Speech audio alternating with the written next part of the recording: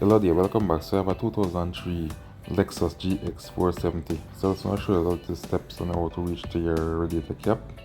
Just to right here in case you want to add coolant after change a hose or a thermostat or something.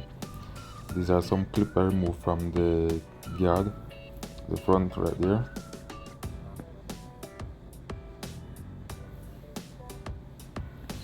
And this is a pick tool I use to remove the clip.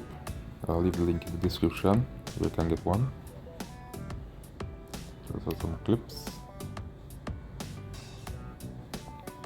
So now I'm installing back the radiator cap.